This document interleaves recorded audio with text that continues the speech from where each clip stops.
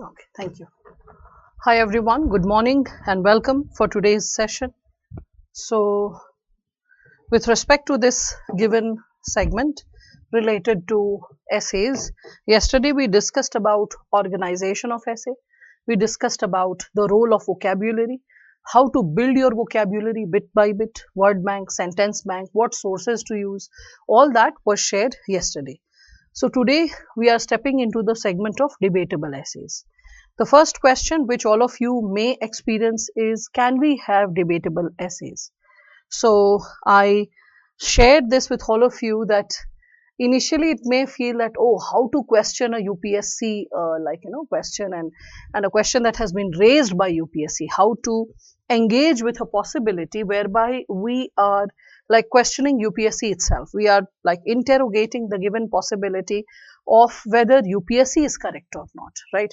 So that can create a sense of, like I would say, pressure or insecurity, that how to question like the UPSC topic itself. But the truth is, you neither have to abide by the UPSC topic, nor, like I would say, anything which is external. What actually the examiner is aspiring to see from a potential civil servant is whether the student is capable of, whether the student is, I would say, strong enough to contest the idea if it is not completely true. Is a student like logically posted? Is the person, I would say, value based? Is the student guided by the right thought process? Because a person who's guided by the right thought process will be the one who will be able to see if there can be a space and scope for, like, let us say, raising a doubt, raising a question with respect to this given area. So if we are talking about this given subsegment, what truly I want to inspire you with is that in the process of building all these given subsegments, you are like supposed to develop your insights in a manner that you see the wholesome framework of the topic irrespective of how it is proposed. And after seeing the wholesome framework, ask yourself, how valid is it? If it is valid, go ahead with it. If it is not valid, then you can always contest, you can always challenge, or will always you can go ahead with the possibility of, we can say, altering or providing a more balanced insight. All right. So here, what are debatable essays? When I speak of it, so if I show you questions like these, customary morality cannot be a guide to modern life, or reality does not conform to the ideal but confirm it, you will get puzzled. Simple reason is these are philosophical topics, and your acumen has yet not been built. Your acumen has yet not been, I would say, established in a manner that you can understand like a topic from, I would say, a balanced precision, whereby you are able to reflect upon, we can say, a given topic and understand if it is holding the given possibility of, like, we can say, customary morality cannot be a guide to modern life, or reality does not conform to the ideal but confirm it. With respect to these topics which you can see, it can be proposed, it can be understood after seeing these given topics that um, initially it can cause discomfort. And that's why I said philosophical topics, if not understood well, cannot be handled well. So we'll come to these topics little later. I'll show you easier topics. See, this one, men have failed, let women take over, right? मतलब शक्ल से ही गलत लग रहा है, right? क्यों? क्या reason है? The reason is it is imbalanced. It is not based on gender justice, and gender justice does not mean justice only for women. It means justice for all, whether men, transgenders, all of them. Okay. So when we are speaking of the possibility of gender justice, we need to have a justified precision to understand a given topic. So what is the method of going ahead with a debatable topic? So the method which all of us would be understanding, okay, is this. Whenever you get a topic, first and foremost, what you're supposed to do is First and foremost, you try to present that why the topic has been given. Okay, so what is the, like, let's say, relevance of the topic. After presenting the relevance of the topic, okay, then you can work towards what?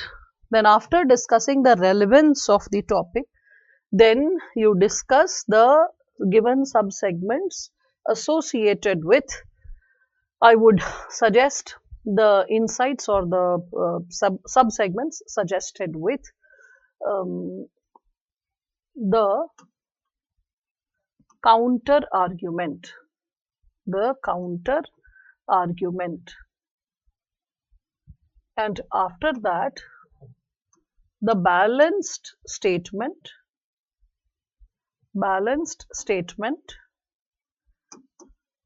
or I would say the stand that you would take, that you would take, and then keep elaborating accordingly. Keep elaborating accordingly. I have said if I'm writing on the board, you should be noting the points down. Right. So this is what you have to do. Do we need to finish ethics if we want to understand philosophical essays? No, not really. For building the content, ethics will help beyond doubt. For building the content part. But for understanding the topic and connecting it with all other given subsegments, it's not necessary that you have finished ethics. It's not necessary. All right. Now, with respect to this given topic, as all of us can see, let us build upon this topic accordingly.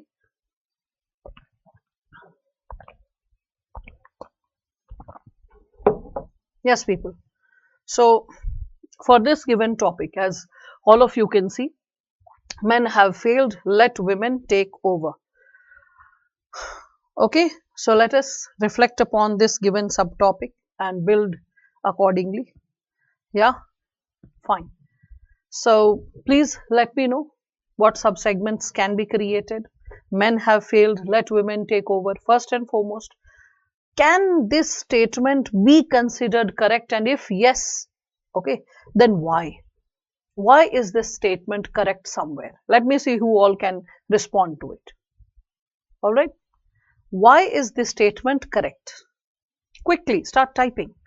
I want to see your answers, your understanding and interpretation.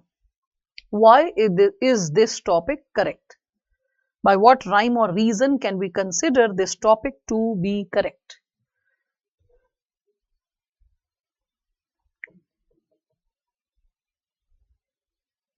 All right, let's see what all you are coming up with. Men have failed, let women take over. Why is this topic seemingly correct? And all of you have to get into quick typing so that it starts reaching out to me with precision, with speed, because we will be discussing a lot of topics today. I'll start with this easy one, then a little connected one, then a third topic which is not connected to these topics, and then finally we'll head to the philosophical topics. So that, as I shared with all of you yesterday, that I will introduce a basic glimpse of how philosophical topics look like and how you have to deal with them. All right, yes, people, still waiting. If I don't receive your answers within like another 30 seconds, I will start explaining it. No point wasting the time.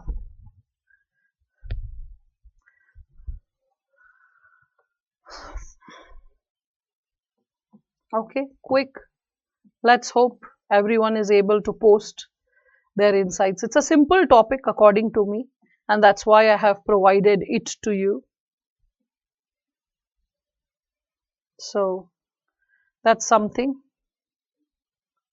that can be suggested.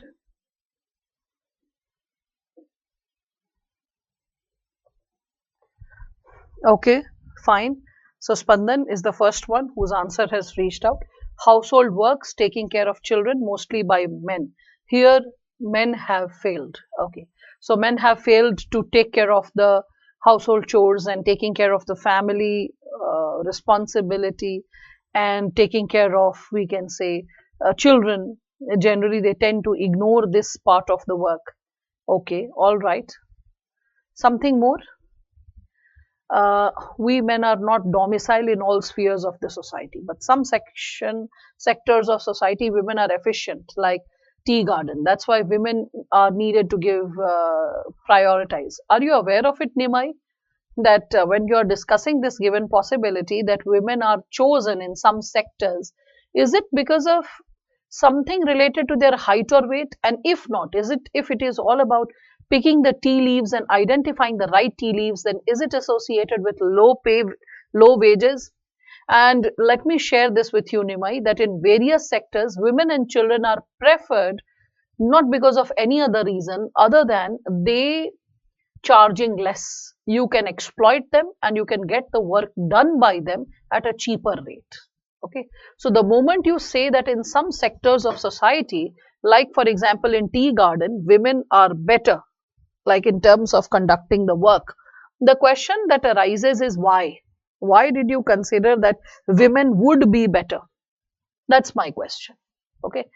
And if you consider that women, like let us consider, would be better, if logic is not there, that will again be a statement which is emanating from some kind of gender bias. Okay. Men are assumed to be less emotionally intelligent than women. So, in order to empathize, an issue should be taken like, okay, women should lead. Men have become like self-proclaimed guardians of society. Okay, where they mentally subjugate others. Okay, women health, nutrition is a matter of concern. Here also men have failed.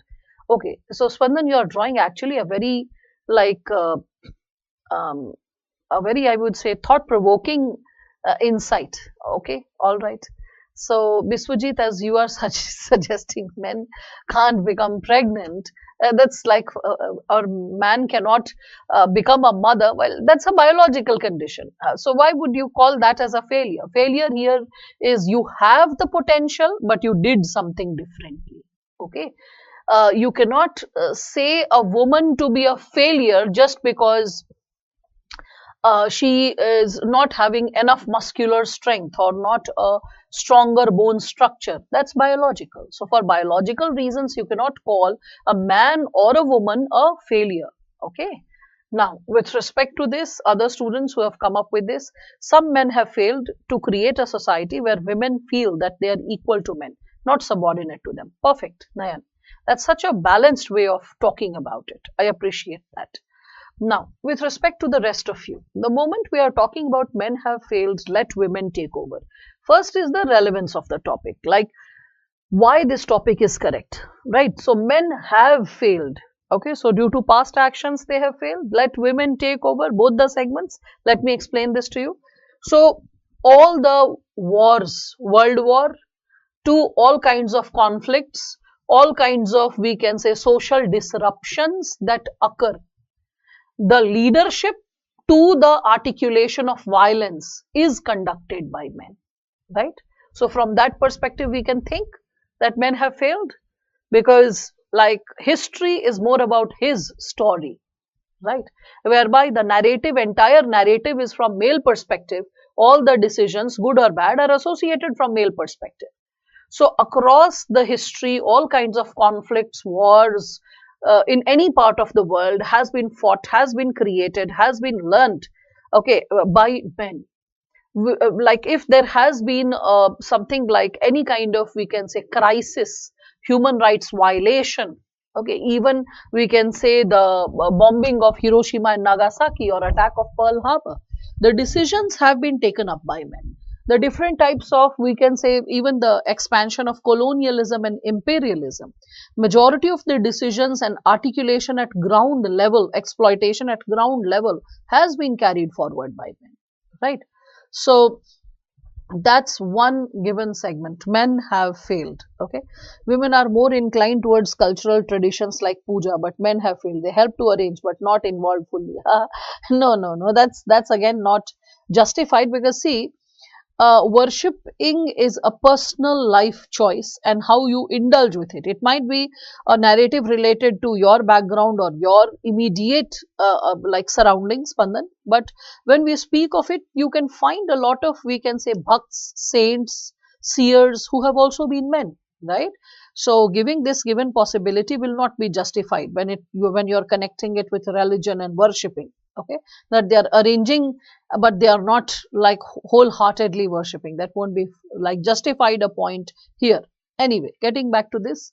So when we speak of men have failed, we have to understand that what is the true insight related to failure.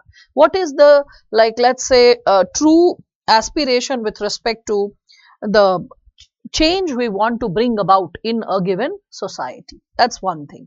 Second thing, when we are speaking of it, we also can connect it with, when we are discussing about men have failed, let women take over. Okay. So with respect to the component of let women take over, I can probably help you achieve a specific level, that you speak of a woman taking over when you have seen that whenever women have been provided leadership roles, they have been more able, more efficient. So how can I give you this idea that women have been more able or efficient? So we all can see that um, like during COVID, if you see the countries which were successful in successfully curbing down the infection, successfully winning over or crushing the infection. So we all can connect it with, we can connect it with Germany. Angela Merkel is there. And Angela Merkel, if we speak of her, we also can see that, she took a very impressive leadership role, whereby she said that 60% of the GDP of the country for that year would be spent behind healthcare, because she said that the lives of people is far more important than economic growth. That was a massive decision to take. A country like India, which in normal circumstances spends somewhat between 1 to 2% on healthcare, okay, like generally you'll find 1.3, 1.5%. During COVID, India ended up spending 2.5% on healthcare. Yes, just 2.5% of the GDP, whereby everything else should have been like held back, and primarily the focus should have been on healthcare. Even today, if the pandemic comes, we are not prepared to face another pandemic. Our level of preparedness related to health sector is as pathetic, as poor as a person can visualize or imagine. One. Second, when we are speaking of this given subsegment, we can also connect it with, like, let us say, the given possibility of Vietnam. So Vietnam, New Zealand, all these countries have been headed by women, and the control of COVID infection has been quite effective, quite efficient when we speak of it. Okay. Then further ahead, when we are discussing about it, we also can reflect it from various other subsegments, right? So what are the other subsegments that we all can reflect upon, right? So we all can probably reflect upon something much more. So we all can like think of like able leadership at grassroots level also. Like 90% of self-help groups are associated with women, because compared to men self-help groups, women self-help groups have like made an extra effort for, we can say, financial realization of success, to be included in the financial development, to come up with thrift economy, to come up with effective and efficient utilization of credit, the microcredit that has been provided to them. It's not just in India. You can also see the Bangladesh experiment, for which, like, we can see Muhammad Yunus was provided the Nobel Prize. So, and because of the micro thrift that he facilitated to the women in Bangladesh, that Bangladesh, you can see, like, grew in leaps and bounds. As it is said by Ernest and Young, that if all women in India are enabled not only with skills but employment, India's GDP would grow by 27%. Imagine GDP growing by 27%. That's the power of women. Anyway, when we are talking about like let women take over at micro level, I can give you the example that the TPDS, Targeted Public Distribution System, when in 2011 the government decided that the distribution responsibility of the grains shall be given to the women self-help groups, they were employed for the purpose. It was found out that with 90% transparency and precision, the grains were delivered. And a segment which the state had not seen, or the region, because earlier Chhattisgarh was a part of Madhya Pradesh, the region had not seen this tremendous success of implementation of the PDS units in last 50 years. Because if we see public distribution system, they have been quite active since 1970s, right? And if we see that the kind of outreach they have had, they have been ridden by corruption. So whether it is at global level through containment of COVID or at local level, able leadership provided by women has proved that women are relatively more transparent and relatively more accountable. And they bring certain different qualities in the process of decision making, in the process of leadership, which is capable to nourish a country in crisis, or efficient resource management with a touch of empathy and proper distribution of the resources in a justified manner. So that is how you can connect with the idea, right? One. Second thing, as I told you, so when we are talking about men have failed, let women take over. Think about men have failed how, and let women take over why. Okay, and have they proved something in the past? Have they proved to be able leaders, right? Even yes, as correctly pointed out by Spandan, that even creation of Bangladesh, liberation of Bangladesh, US did not want, Pakistan did not want. Bangladesh could get liberated because of the able leadership of Mrs. Indira Gandhi. US had said that we are sending our air force to stop the Indian air force from intervening in the issue of Bangladesh. But by the time US could reach out with all its might, Bangladesh was already liberated. So that was because of time-bound, effective and efficient leadership by Mrs. Gandhi. Had she not taken the stern step, history could not have been written differently. Okay. So that's something which we all can consider. It has been a nuisance that section 498 of IPC becomes a template that define men are culprit. It is the history of male dominance that backfired in such a way, where we have to amend it, and addition of section 498A is done. There is the failure of men in making their image. Okay, you can consider that as well. Affection, care to make children educated enough. Women are more ahead than men. We can consider that, see, there is an issue of feminization of certain jobs, Subrata. So you will see that there will be, or pink collared jobs as it is considered. So pink collarization or feminization of specific jobs. So at home, a woman will be cook, but when the job becomes paid, the person will become chef, and chef mostly will be men. Similarly, anything for that matter, if you see primary education, it will be mostly women. But the moment the education becomes higher, it becomes associated with higher education, better access to resources. You will see that rather than men, it will be women, right? So higher education will be associated more with male professors, right? Less with female professors. So that's also there. Anyway, but we are not talking about in general gender inequality. Here we are talking about the possibility of men have failed. Failed means a total loss, okay? And women should take over. So I hope you all are able to understand this. Well, we cannot take up Spandan, Mary Kom, because please have that basic common sense and logic that Mary Kom was not fighting against men. She was competing against women only, right? So we cannot take up the issue of Mary Kom. And there have been male wrestlers and champions also. There have been sports persons from the domain of men as well. So no, that's an incorrect example. That will be like struck down, that will be cancelled.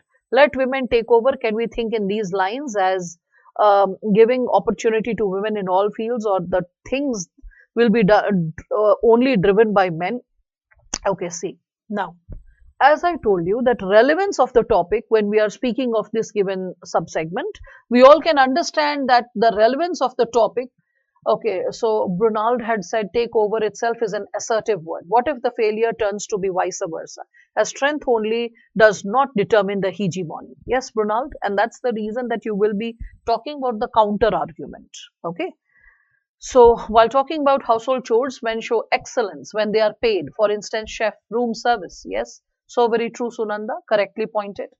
I think men give negative terms, but where women give positive sense. We know women have more patience in doing things. Even we can consider as with nature in environmentalism perspective, we can say we can give all the things on nature. Nature can do anything very consciously and patiently. Oh, you are talking about Pintu now, feminine energy and masculine energy. So that's like two, I would say, subliminal. Before entering into the domain of subliminal, let us stick first to the superfluous or the superficial understanding of the concept per se. All right. So men had also failed to become the bearer of economic torch. There are many chotus still working at large number. Huge number have been spent to empower women, despite the fact that a boy child is equally vulnerable. So true. But now, when we are talking about it, how you should have attempted the question. Now, you all are indulging in the points. Let us now understand again the approach, revisiting the approach. So the first para is dedicated to why the topic is correct. So in the process of why the topic is correct, men have failed. It's a deterministic statement. So men have failed. Why would someone say so with so much of determinism? So what is your idea of failure? So the idea of failure should first and foremost be associated with violation of human rights. So immediately connect it with violation of human rights and how men are a party to it or contributive force to it. Then let women take over. Why women should take over? What possibilities we have seen when women have provided leadership and the kind of intervention that should have been there. Got it? One thing. Then comes the counter argument. Okay, now tell me why the statement is incorrect, people. Why is the statement incorrect? Men have failed, let women take over. Give me a like the counter argument related to this given statement. First, I'll listen to all of you and then I will provide you the counter argument, how it should have been expressed or written. Introduction of women-led police station, women election booth and special lady police force to curb eve teasing. It is not only the gender empowerment but a failure of addressing issues of women by men. So true, so true. So, I mean, if you actually create gender justice, why would you need a specific, we can say, sub-treatment or a subdivision? True, very true. The society is based on gender justice. Anybody who is a part of the system would be capable to address the law and order situation. Agreed. Whosoever has sent this. I don't know who has forwarded this, but whoever has sent this, this is a correct reflection. But anyway, let us focus on counter argument. What is the counter argument? How can we argue against the statement? Why is the statement incorrect, people? So, as all of you can see, by the time you all are sending it, okay, from ancient era, men were the dominant force, subjugation of women, deprivation of social rights and education. Now, women came breaking the fetters of patriarchy, okay. Fine. But I'm asking for the counter argument. This is like a statement. Counter argument. Okay, I will support you with the same. The moment you can see men have failed, let women take over. Okay. With respect to this given statement, please understand that a statement like men have failed is too deterministic. The moment we accept that men have failed, we ignore, we fail to recognize the massive contributions made by men who have stood for human rights, who have been social reformers like Ishwar Chandra Vidyasagar, Raja Ram Mohan Roy, Mahatma Gandhi, Jyotiba Phule, Savitribai Phule. So Jyotiba Phule. Okay, I'm meanwhile talking about men only. So all those men who have led to various types of social, political, economic reforms, who have brought balance to the society, men who have supported the possibility of bringing in legal reforms, men who have stood for human rights of all, who have brought reforms related to religious or caste-based or regional inequality, men like B.R. Ambedkar, like shaping and drafting the constitution under his leadership, under his aegis. We can also consider all the scientists who have shaped the possibility of human existence, eased our existence, all the, we can say, mathematicians, philosophers, like we can say doctors, botanists, so many people, so many men across various disciplines who have eased the pace of existence of modern person, whether man or a woman, are the people who have led to the success of civilization and humanities. So not recognizing them will be an imbalanced precision, or it will be, I would say, not a balanced way to look at things. So the moment we say men have failed, right? The moment we see this given statement, men have failed, I hope all of you are understanding this given statement, understanding this given reality. Men have failed. Let women take over, right? So I believe all of you would be understanding this given reality, that men have failed. Saying this in a deterministic manner is denying all the contribution made by men across history in various domains of life and existence. Whereas the moment we say that let women take over, let not gender identity be the basis of a person becoming a leader. Any person, whether a man or woman, can be equally incapable without formal training. Similarly, anyone can be insensitive, cruel or harsh. A man or a woman, anyone can be cruel or harsh, can be motivated by some insensitive practice which leads to crushing down the human rights of others. So on the basis of gender, saying let women or men take over is also not justified, right? So the moment we are providing a counter argument, first counter this on first the logical basis, then you can support it with constitution article this and that later. First and foremost, provide a more benevolent, more broader perspective to the statement. Okay, so men have failed, not necessarily all men, because the moment you use the plural form of a noun, it indicates all or majority. So the moment it is written men have failed, it gives us an indication that all the men or majority of men have failed. Whereas accepting this dimension helps us deny, or it motivates us to deny all the contributions made by men who have been successful in their contribution. Okay, so I hope all of you are understanding that. You have to talk about social reforms, legal reforms, scientific breakthroughs in various other disciplines which has eased our existence. That's the first part. Then second part, in the counter argument, you will be talking about, with respect to this, let women take over. So why should a man or a woman take over? Why should anyone take over? Let talent take over. Let expertise take over. Let sensitivity take over. Let compassion take over. Let leadership qualities take over. Let people who have qualified a certain benchmark, a test, take over. Not anyone and everyone should be able to take over only on the basis of gender identity, right? That's how you will provide the counter argument. And then comes the balance statement or the balance standpoint, okay? That neither the men have completely failed, nor every decision taken by men can be justified. Similarly, neither women should take over. It should be gender justice. Anyone who is capable who should take over. But yes, this sentence does imply that somewhere women have been subjugated. They have been exploited. Sufficient empowerment is not there. And hence, they should also be empowered competently, that they are level playing, they are at a level playing field.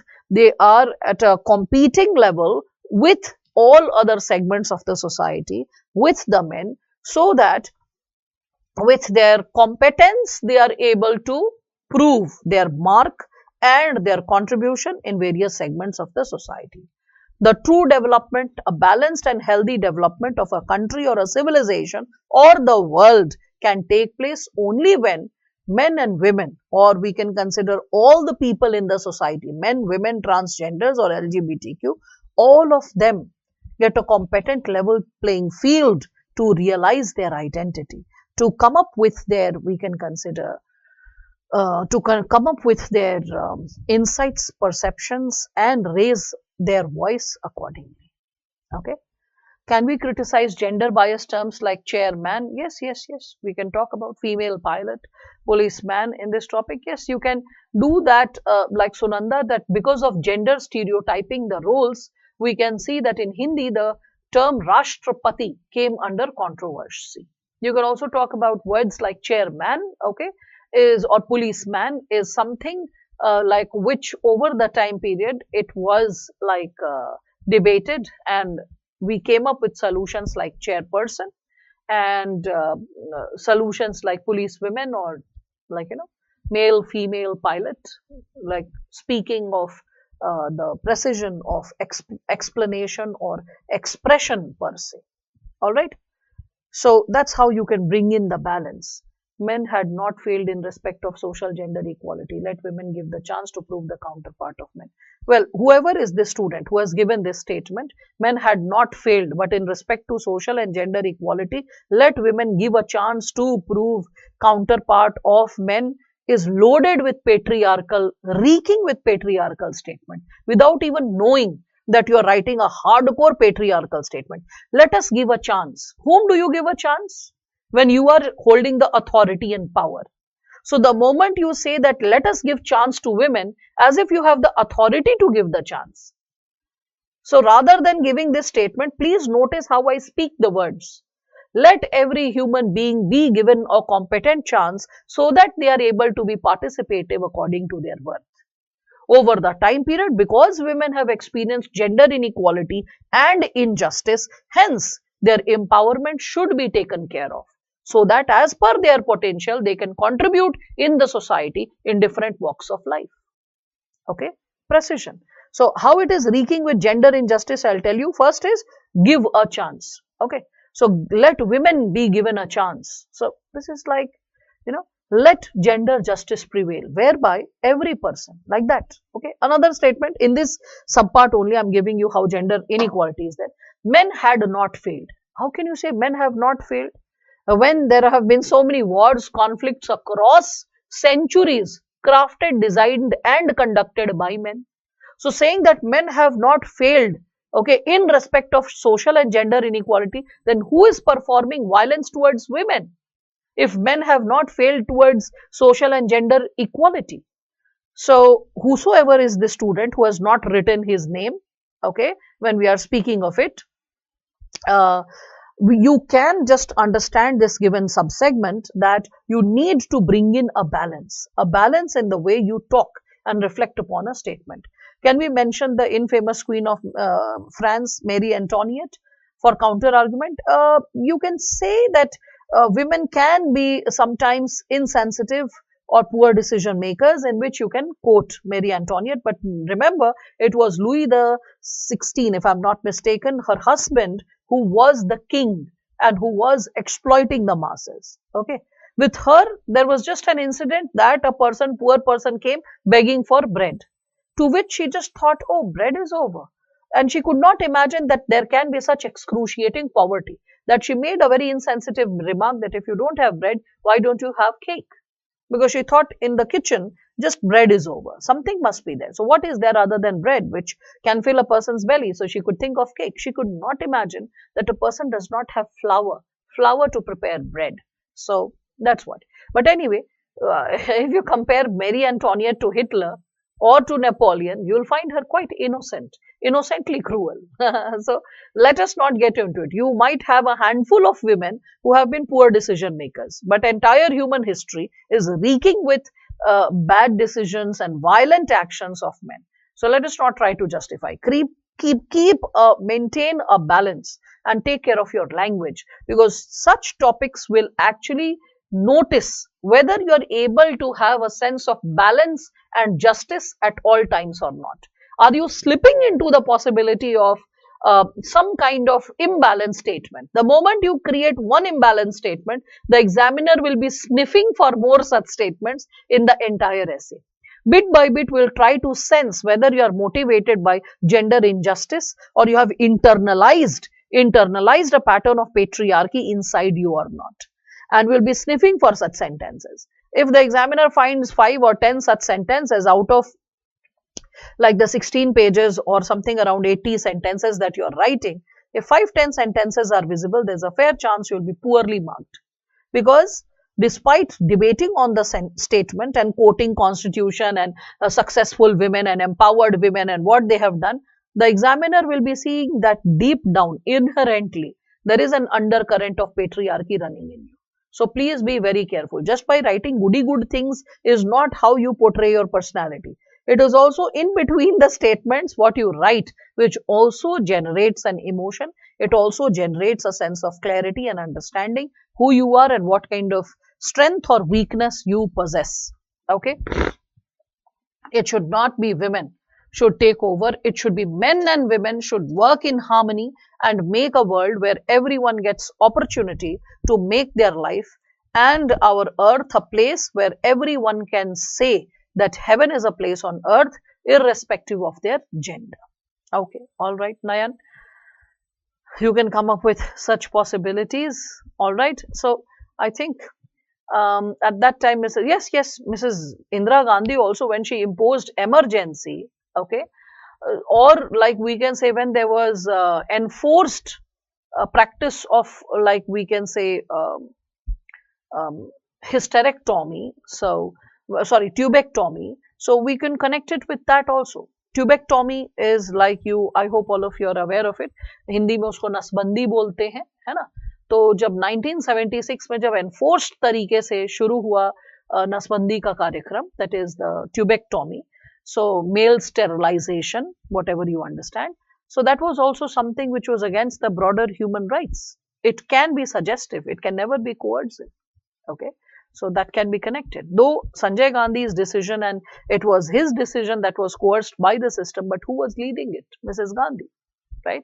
Anyway, so all of you are, I hope, getting an idea associated with such statements which can be debatable. Now mind it, this is 1993. So you could see and say that yes, it is debatable. As the years will change, the space, the possibility of a topic being debatable can change. You have to really pay a keen attention to the topic to understand whether it is debatable or not. See this. Because we were discussing a topic related to women and some insight was built. So I kept it easy for all of you and and I created this. You can see that. This. Fulfillment of new woman in India is a myth. 2017 topic. First and foremost, the query that will arise in your heart is, who is a new woman? Because you were doing women, so I continued with women. Next topic is not related to gender. But this is more recent, 2017. So I just wanted to show that similar topics continued, but language changed because 1993 language was very easy, very direct. And today the language is more complicated, more sophisticated. So fulfillment of new woman in India is a myth, right? So like I'll just explain this to you because we have done enough of gender, so I won't get into details of it. Just giving you an idea why and how this topic is debatable. So the moment I told you that memorize the topic in letter and spirit. So fulfillment means realization. When you are living it, when you are finding it on ground. So fulfillment or realization of new woman. Who is a new woman? So a new woman is a woman who is an independent, liberated woman who is capable to understand her human rights, who is able to negotiate her own space. She may be economically independent by being employed or having her own business, or even if she is not employed directly, she is taking care of her household chores, she will be the one who is aware that whatever the husband is income, she is an equal shareholder of that income. So when we talk about the possibility of new woman in India, so the idea of new woman, who is a new woman? So the new woman is the woman who is believing in gender justice. A new woman is a woman who is able to, I would say, create her own space, carve her own space.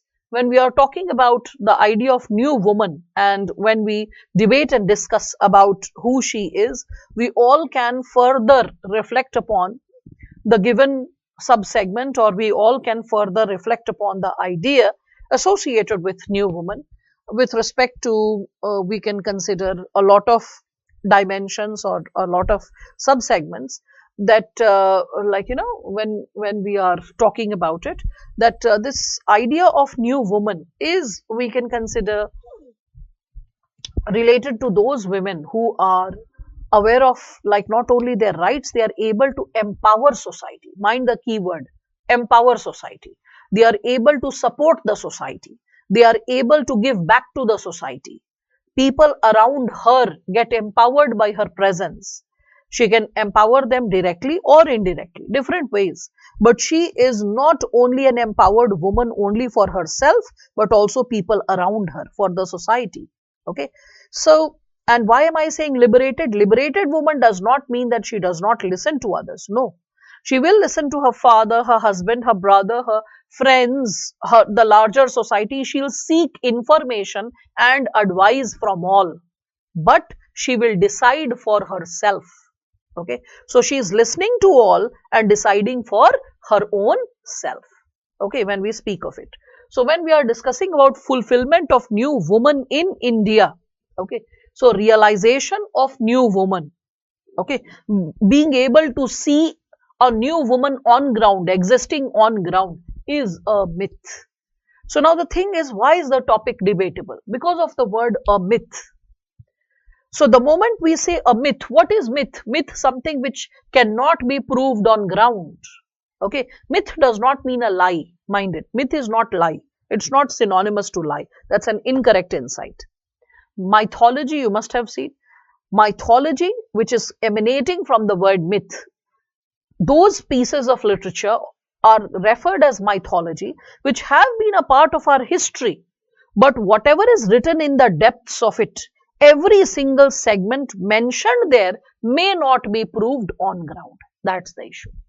Every single segment that's written in those textbooks may not be proved on ground. That's why you call it a myth.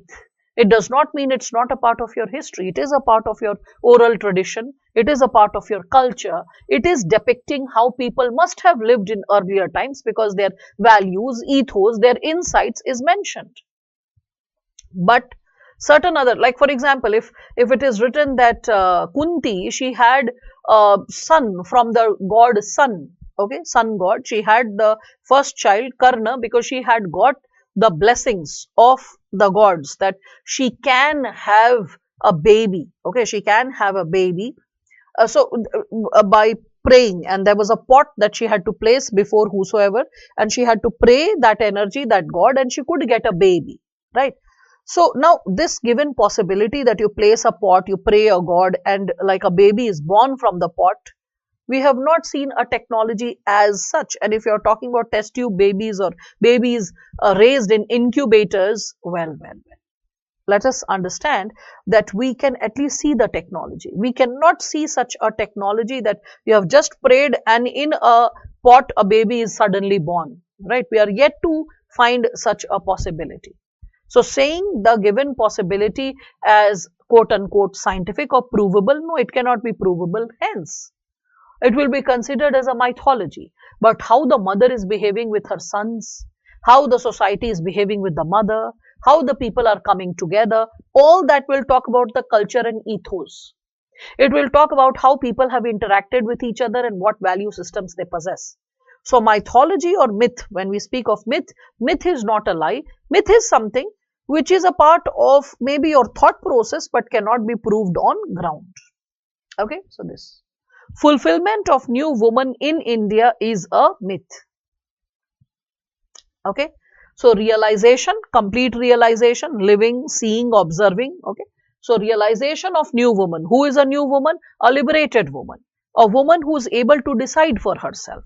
She is listening to all. She is not hostile to others. She is listening to all, but she is deciding for herself, whether it is decision making related to marriage, family planning, how many babies she needs, when she wants to get married, everything. Okay.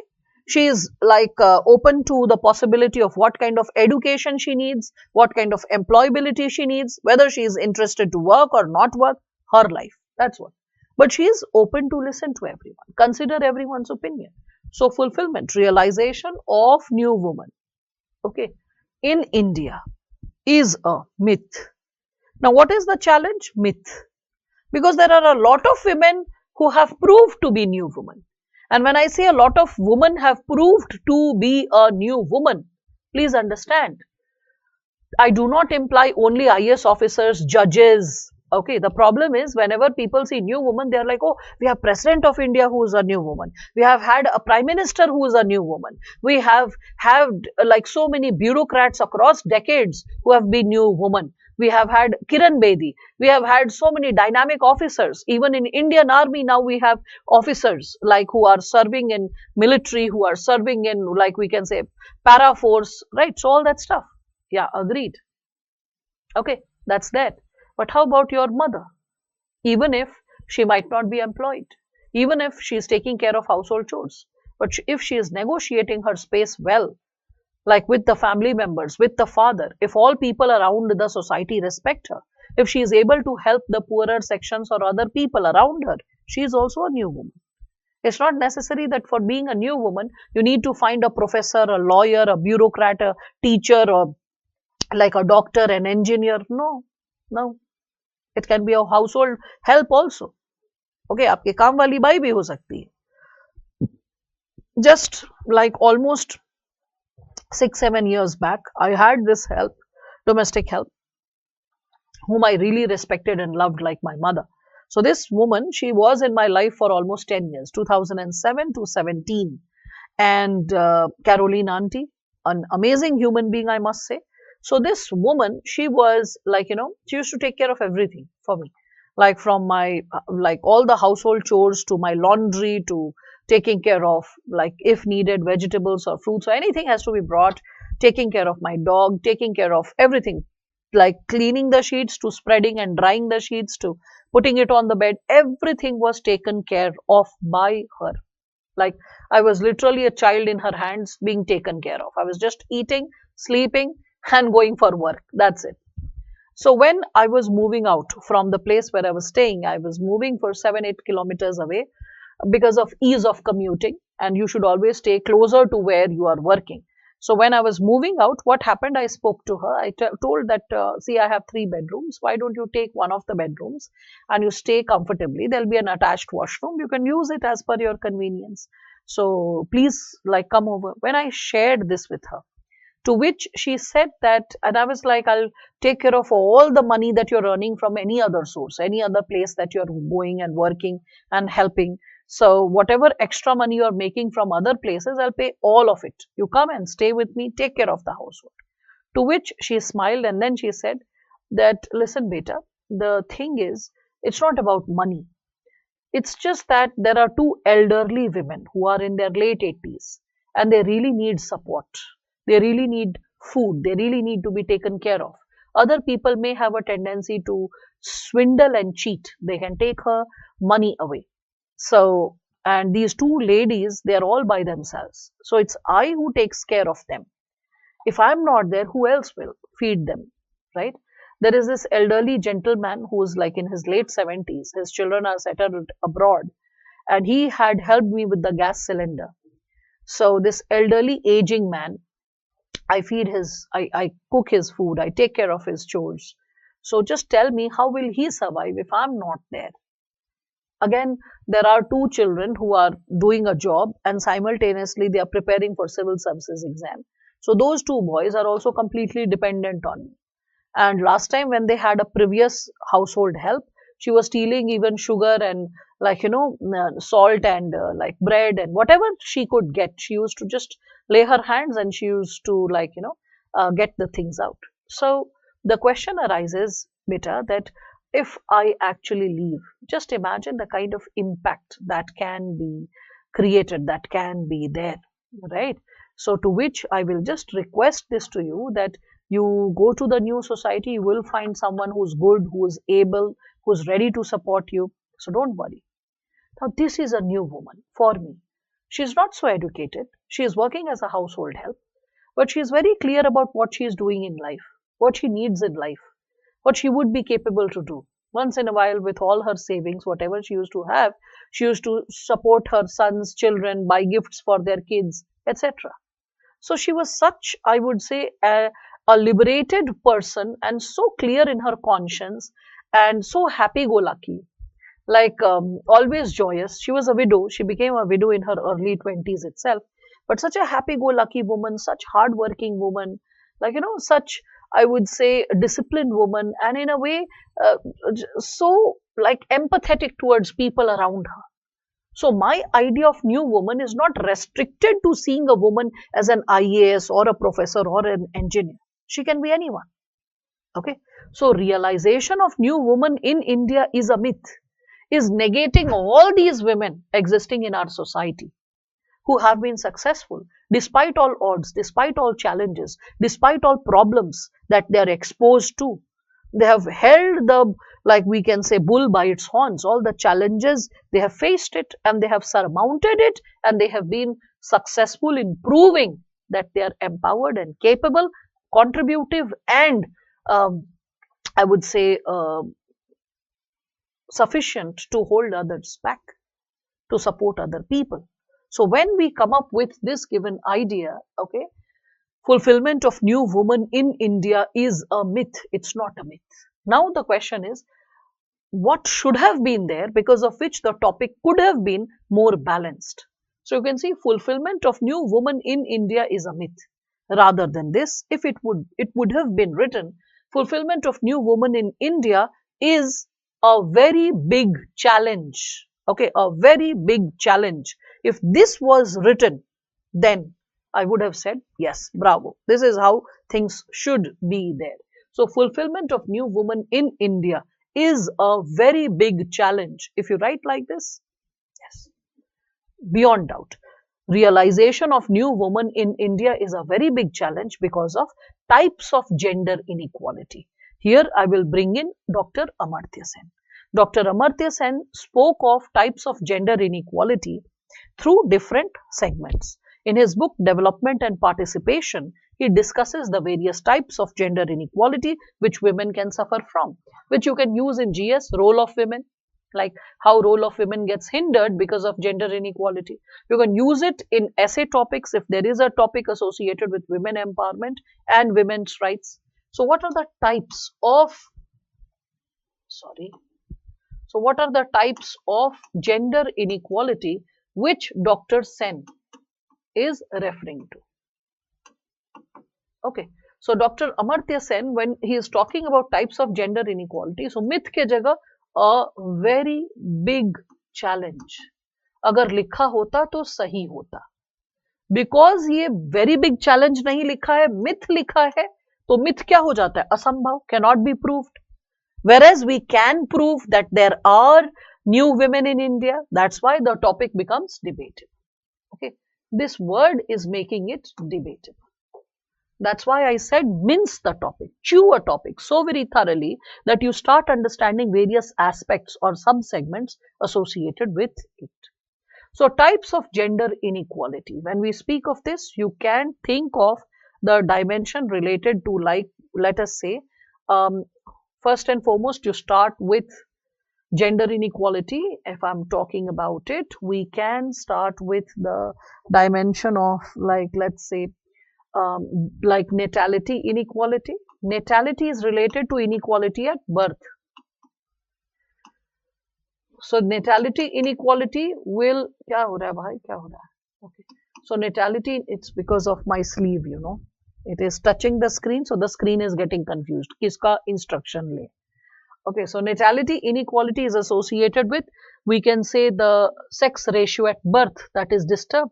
Feticide, infanticide, all those practices. Okay, natality is related to birth. At birth, the level of inequality that we can consider.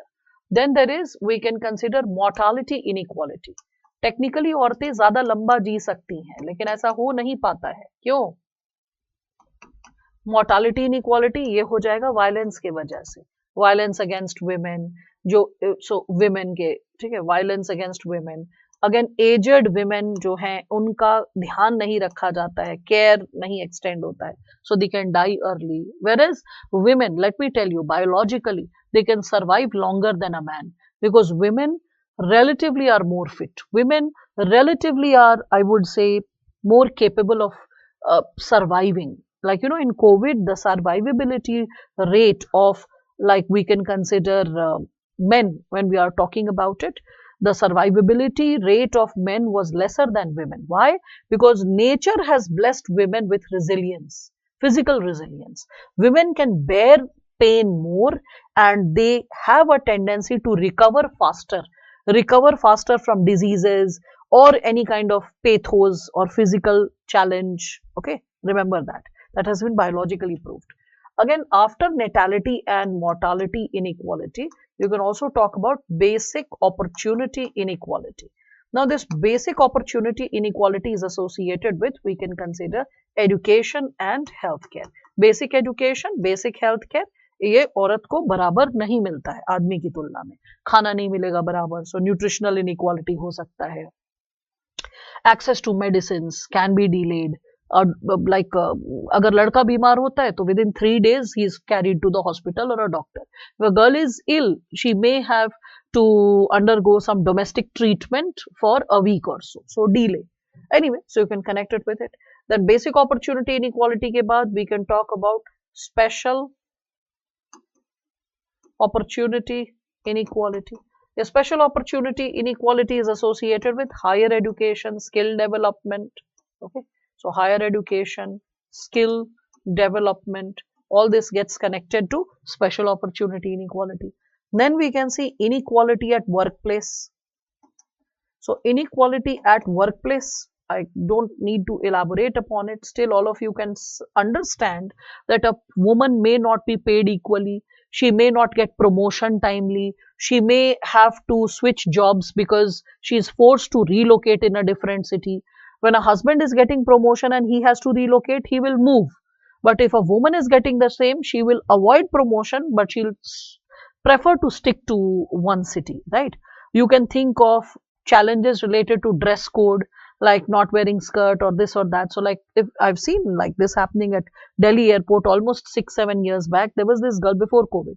There's this girl who was newly married, so she was changing at the airport and she was wearing her air hostess clothes. So I was surprised. So she was like, my mother-in-law, she doesn't like me wearing a skirt and stepping out of the house. So she says, wear the sari, chuda, everything properly. Go back, like go to the airport. There in the airport washroom, you better change, so that our neighborhood and society doesn't see that you wear a skirt, a newly married bride wearing a skirt and stepping out of the house. I was like quite surprised listening to that, but I was like, okay, whatever. So there can be pressures to quit the job because of marriage or because of birth of the child. Okay, so there can be a lot of issues which you can think of. Again, you can see inequality in ownership. So inequality, so this is like third, this is like fourth, this is like fifth, this is like sixth. Okay, so inequality in ownership, so this is associated with what is related to property ownership. Okay, so inequality in ownership. And seventh is household inequality. For household inequality, Amartya Sen says that, for household inequality, Dr. Sen says that in the name of division of labor, women suffer from accumulation of labor. Division of labor के जगह औरतों को accumulation of labor सहना पड़ता है. What is accumulation of labor? So in the name of taking care of household chores, what do? We will eat the food, we will leave the table, like plate on the dining table, like so that the mother picks it up. Why? It will just take 30 seconds. But this extra help shows manners, good manners. We will wash our hands, and after that from the wash basin, and we'll wipe our hands in the towel. Sorry, not in the towel. That's what it should be done. Sometimes in the curtains. What kind of manners is this? Wiping hands in the curtain. That's such a poor manners, right? Similarly, taking a bath and leaving the towel on the, we can say, we all can see, the towel is sometimes left. People just leave it on the bed rather than just taking it out and spreading it where it should be spread, right? So when we speak of such interventions, we all can see that these problems once in a while emanate, right? And when these problems, when they are emanating, this kind of issue can be observed, right? So I hope all of you are getting an idea associated with this given possibility. Fulfillment of new woman in India is a myth. Okay, so fulfillment of new woman in India is actually a very big challenge because of the types of inequalities that she suffers from. Right. So I hope all of you are understanding this. Ma'am, telesoaps like only entertainment sources of families, both urban and rural, but the content of these serials is loaded with customs, rituals. See, customs and rituals are not a problem. Only those customs and rituals which are promoting gender inequality, injustice, exploitation are a problem. A lot of customs and traditions can actually support the possibility of balance in society, respect in society. Okay, the problem is regressive customs and traditions which are promoted in the TV soaps. Yes, you can talk about it. Yes, women getting abused and saying Mera Pati is the head, making work again, bearing smile. Doesn't it make an impression where portrait of women is full of patriarchal notion? Yes, patriarchy is injected through these TV series beyond doubt, right? And if you want to incorporate, as you are asking that this question, you want, can this insight be incorporated in the essay? Yes, you can talk about it. That how patriarchy is filtered down from formal and informal sources.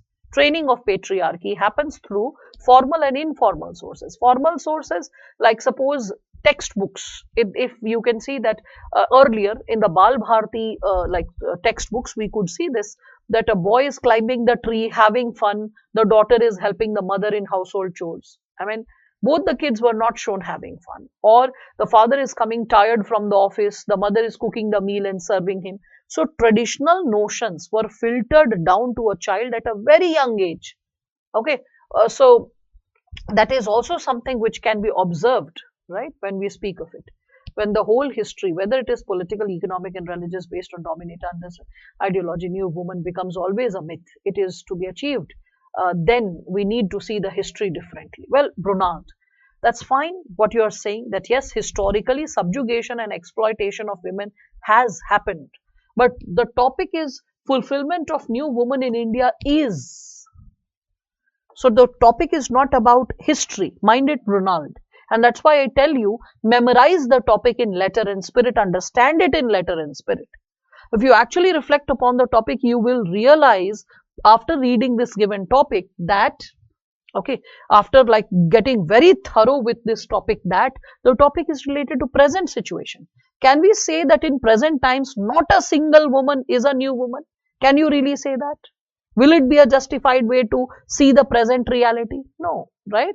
So we can consider that no, there are a lot of women who are to be considered from an optimistic perspective. So that's what, when we speak of it.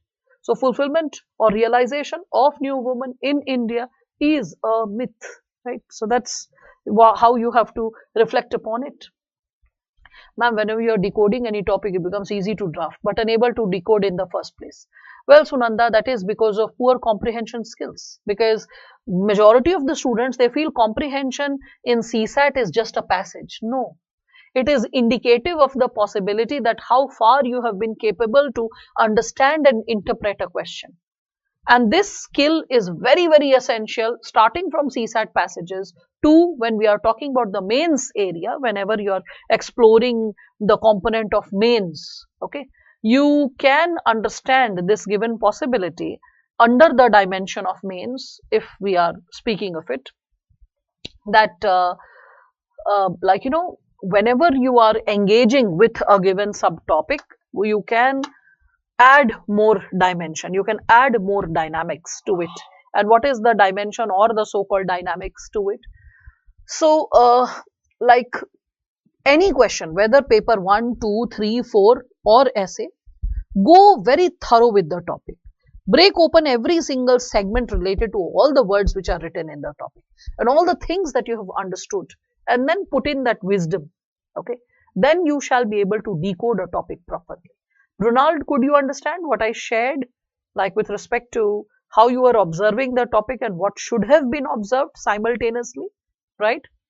Yes, in Parliament, when all these are examples, Biswajit, first decoding the topic. After that, you can support it with various types of examples. It can be political, it can be economic, it can be from environmental perspective, okay, cultural perspective, all that can be there, okay? Now, so examples and dimensions are in between game. There are a lot of structures you can like discuss about. So very big challenge because of we can consider the types of gender inequality as discussed by Dr. Sen. And you can just substantiate it on the basis of various examples. The moment you are writing a lot of examples, you are able to justify that you know the topic thoroughly. Let us see next topic. Social media is inherently a selfish medium. Yeah, this one. Social media is inherently a selfish medium. What can we understand from this given topic? Social media is inherently a selfish medium. So as I shared with all of you, first we will discuss why the topic is correct, right? So first we'll discuss relevance, okay, or in other words, how the topic is correct so that we are able to validate why it has been proposed. So you have to validate why it has been proposed, right? So that's what. So social media is inherently a selfish medium. I hope all of you are able to understand this, right? After understanding this, that social media is inherently a selfish medium, let us reflect upon other given possibilities as well. To which, when we are talking about it, ma'am, in debatable topics, would we be writing a relevance of topic in place of introduction, or we write after introduction? Well, that's a very pertinent question. Whenever you get a debatable topic, you can always start with anything. It can be a quotation, it can be an anecdote, whatever. And then you can talk, you can connect it with the concern of the topic. After connecting it with the concern of the topic, then you can take up the issue of justifying the topic, like balancing the topic, what is the limitation, what should have been there, and then what kind of changes or proposals can be made. All right. So I hope all of you are understanding this bit. So try to bring in the balance. That's what I can suggest, whichever student has talked about. So debatable topic, you can debate para after para. There is so much of space. You always underline. By the words you underline, we even if you don't underline, we read every single word. So after the introduction, you are connecting the introduction with the context of the topic, what the topic is all about, or how to engage with the topic. It can be a quotation, it can be a little anecdote, it can be some historical background, anything which is like fitting in is suitable to the topic, and then you can go ahead with the given sub-segments related to it. So first and foremost, you are validating the topic, why it is correct, why social media is inherently a selfish medium. Then you will be giving a counter argument, and then with a balanced precision, you will go ahead with explaining the topic. So balanced explanation. This is how the topic would go. Yes. So social media is inherently a selfish medium. Why is social media a selfish medium? How can we say? So social media clinches away us. Okay, clinches us away. Okay, or clinches us away is like something is just holding you and forcibly taking you away. No, social media is distracting because the choice is finally of the individual. No, is distracting, engaging. That will be better words. Okay, from our familial structure. Not familial structure. It is not taking you away from the familial structure, from the quality time you would spend with the family. That's the language. Okay, Subhashri. So solace in typed language becomes more soothing than the words that have been spoken. Okay. So rather than quality time spent with family members, people prefer to spend that time on online platforms with other people. Okay, whether strangers or known, but with other people. So that's what. Social media is inherently a selfish medium when we speak of it. Let us see. Yes. So, social media, why is it a selfish medium? Yes, people, why is it a selfish medium? So, we can see that a lot of people on various platforms that they are present, they keep talking about their achievements. They keep talking about what they have created when we speak of it, right? Think, think deeper, delve deeper, create something more. Yes, yes, yes. When we discuss about it, hmm, people,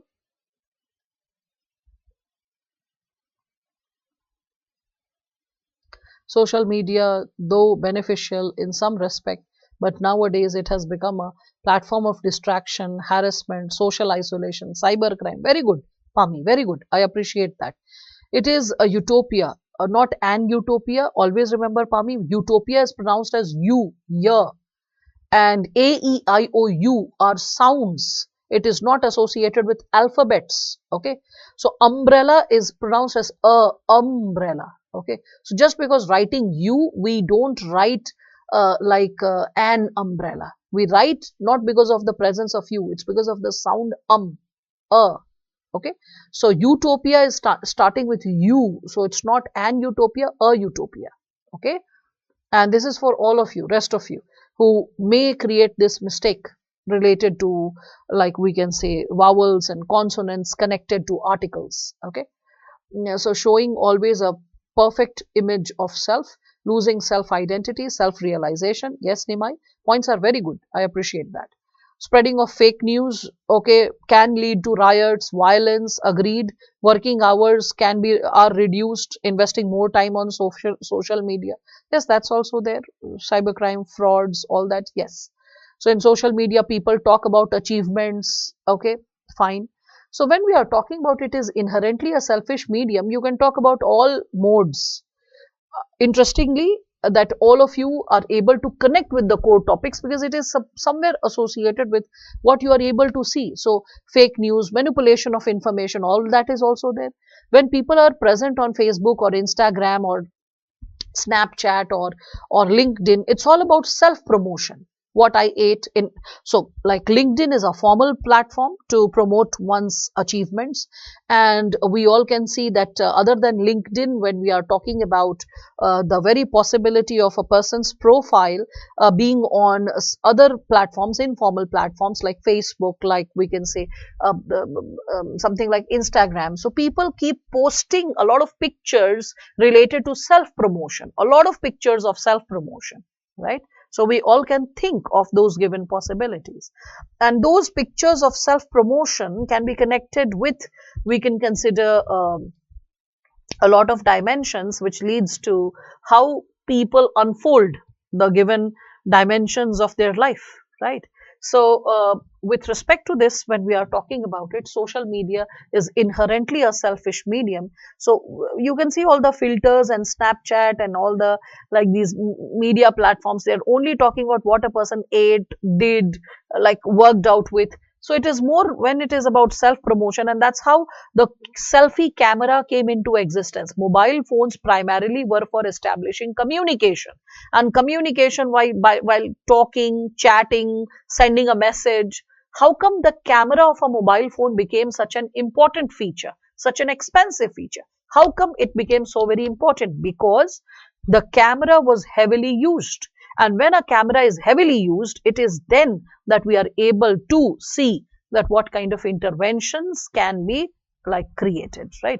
So that's how you're supposed to associate the given dimensions, right? Yes. So all the points which Biswajit you are suggesting, yes, that is correct. Nayan, again, the points that you are suggesting, that is correct. The content we get from social media, no reference, authentic source. Yeah, that's why it is called fake news, or it is associated with post-truth world, right? So privacy of individuals becomes public. Yes, so very true, Spandan. So when we are talking about this given topic, social media is inherently a selfish medium. You know how to support it. Then comes the counter argument. Yes. So with respect to counter argument, what do we see? Yes, Shreyashi, the points you are suggesting are correct. So in counter argument, we all can see that the counter argument of this given statement is related to what? So it is associated with the given dynamics that social media is not always inherently a selfish medium, because we can see donations, charities, philanthropic work. We can see spreading of information, especially during COVID, when people needed to know where hospital beds are available, where oxygen is available, right? So immediate information, dissemination of information was possible. A lot of people are able to seek help, like we could see shops which were not running properly, places which were not running properly, they all started, like, becoming very popular. And why did they start becoming popular? Because people posted about them, good reviews about them, like on social media, and that is how they started becoming popular, and people started coming to see or to purchase things, and that's how their economy revived. People were back to their feet. So social media has also proved to be a benevolent medium of information, of empowering people, of supporting them, of creating some, we can say, crowdfunding, right? So you can talk about issues of crowdfunding taking place, of like on YouTube, there is so many types of information which people are able to use and get the correct kind of feedback, correct kind of information. So you can think of that as well, right? So all those given subsegments can be brought to action, right? So that's what social media is inherently a selfish medium. Counter argument, provide a counter argument, right? Again, with respect to this, when we are discussing about it, we can see that balanced explanation ought to be given, whereby you are talking that how, despite being a selfish medium, how we can regulate it. And by regulation, we can save ourselves from, we can say, all the harmful effects of social media. As the technology advances, we should be able to use it to our strength and not make it our weakness. So what kind of, we can say, disciplining of timetable, disciplining of our engagement is necessary. How that ethos can be generated formally by schools or educational institutions, and informally by the families. And how those disciplinary interventions and actions should also be carried forward by the elders, the seniors, because what you do sets the example, right? I hope all of you are able to connect with this given topic. So yes, yes, yes, very good. All the points like Biswajit you are suggesting, that's correct. Okay. Anil, speeding of fake news, data privacy, Cambridge Analytica, propaganda. Yes, yes, yes. All these segments can be written. Anil, so very true. Okay. So I hope all of you are understanding this. Now a sense of ease is settling down with debatable topics. So we are capable to take up a philosophical topic. Let us take one philosophical topic to begin with, this one. Say, reality does not conform to the ideal but confirms it. What is it used for? Quickly, people, what is it used for? Here, what does it imply? Yeah, what does it imply? Now, let me share one more thing as all of you are typing, and I'll receive the answers that what is it imply. I will be calling off the session today 10 minutes before, just 10 minutes before, because at 1 o'clock I have a workshop for sociology, and some setting has to be done. The PPT has to be checked by me, so that the sessions are back to back. There is not a breathable time of 5-10 minutes. Also, I have missed my breakfast. I need some energy to survive. So 1 to 2 the workshop is there, and then the optional batch is from 2 o'clock to 4:15 today. So I'm just requesting that, and I hope that is agreeable to all of you, that I'll just wrap up the session just 10 minutes before, so that I have a bit of time for setting up the PPTs, etc., for the workshop of sociology. The batch would be starting from 1st onwards. So today we'll be taking that workshop. Today we means I here. I'm so much in the habit of saying we, because it's not a solo effort. The tech team is involved. So many people are there in the support. That's why it's a consolidated effort. Okay, now here, when we are talking about it, reality does not conform to the ideal but confirms it. So we can also add the factor that bird sign of Twitter changed to X. It is promoting Musk's totality. Okay, all right, all right. Yeah, you can talk about the given possibility that, social media is used for definitely self-advancement or self-reality itself. when we are speaking of it. So, can we say social media helps others for their profit, not other vice versa?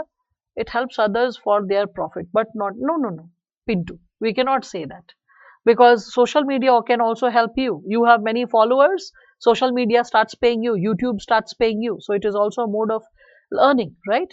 So, that's there. So, with respect to it, what is it associated with? I had asked that. Okay.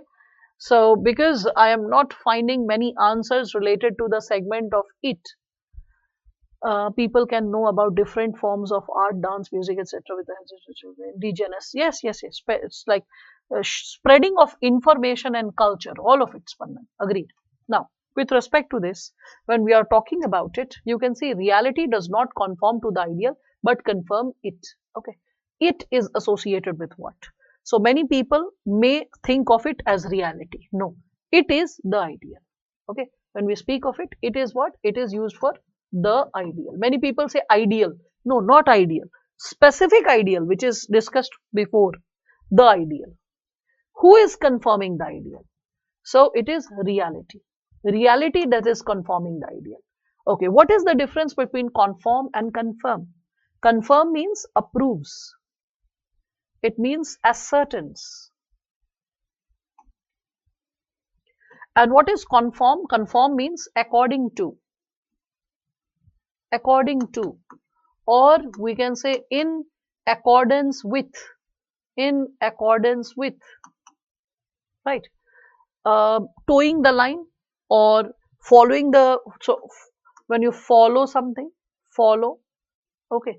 So when you follow something, so reality is not according to the ideal, but it is reality that is approving the ideal. Whether the ideal exists or not, it is the reality which supports. So with respect to this, reality does not conform to the ideal, but confirms it when we speak of it. What does it imply? Let me give you a simplistic example and you will understand it. Like, for example, when we speak of it, you can understand that we worship the feminine energy in the form of a feminine deity in many parts of India by various communities, whereby they are like worshipping, like we can say Durga or Tripura Sundari, okay, or we can say Shodashi, or or other different forms of Dash Mahavidya or the 9 forms of Durga, okay. So when we are speaking of these given dimensions, we all can connect this. Reality does not conform to the ideal but confirms it. This one, right? So with respect to this, we can consider that reality is not according to the ideal. Reality is not towing the lines of the ideal. It is not based on the ideal principles, the values. Rather, what we live in reality proves whether we are living according to the reality. Sorry, according to the what we are living proves whether the ideal truly exists on ground or not. So on one hand, we respect the ideals, and on the other hand, we all can see there is so much of violence against women, right? And when there is so much of violence against women, okay, especially and even during Navratras, on one hand you are worshipping the Durga, on the other hand someone is eve teasing, someone is molesting, someone is misbehaving. So reality is not according to the ideal, it is reality that is approving, ascertaining the ideal. Can you understand this? Right? So reality is not according to the ideal, but reality is approving the ideal, ascertaining the ideal, determining the ideal. Right? Think about it. Yeah. So reality, it is not based on our what are ideals, standard principles, values, right? So reality is not according to it. Rather, it is the reality which is approving, ascertaining the, like we can say, the ideal standards, whether they truly exist or not, right? I hope everyone is understanding this bit. So, when we further move ahead with respect to this given subsegment, think what more can be created. So, can we really consider that whatever we are living in our present is something that is determining the ideal? Yes, anything that we live is determining, like we are saying, oh, we really respect the elders. But if we, in reality, if we offend them, we misbehave with them, we beat them up, okay, we throw them out of the house, then it is not the ideal which is shaping the reality, right? It is the reality which is proving whether the ideals truly exist on ground or not, right? So I hope you are able to understand the sentence.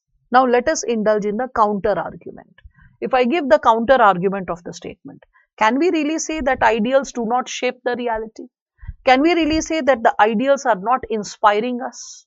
Think about the ideals. The ideals we have had. What ideals are shaping the reality? So, the topic has to be dealt from two perspectives. One, how reality is shaping the ideal. If it is in reality, then only it is a part of your ideal. Then only it can be considered that you are truly following the ideal. That's the first part of the argument. Then the second part of the argument is when you counter argument. So this is the counter argument, that no, it's not true that ideals do not shape the reality. Rather, a lot of reality also gets shaped from the ideal. Okay. So how we can consider? So ideal, like we can say respecting the elders. So if we see someone is abusive towards their parents, right, we do not like that person. We do not approve of that person. We do not consider that person as a good human being, right? So respecting the elders. Suppose someone is having a, like, let's say a cleaner or a worker or a gardener in their home, and the person is abusive. That old man is being kicked or verbally abused. You don't feel like trusting that person. You don't feel like visiting that person's house. If you have to get into a business deal, you become alert that if I am in a vulnerable position financially and not able to deliver accordingly, this is the true face of this person. Because this is how he can abuse even a senior person. Then even I can be abused, right? So you get that. So respecting the elders, the ideal, and the ideal is shaping your reality. That's how you behave. Or we can also consider it with respect to, like, let's say, Satyameva Jayate. You can think it from the perspective of Vasudhaiva Kutumbakam. Right? Think of this. Are we not following all these ideals? Right? When we speak of principles of non-violence,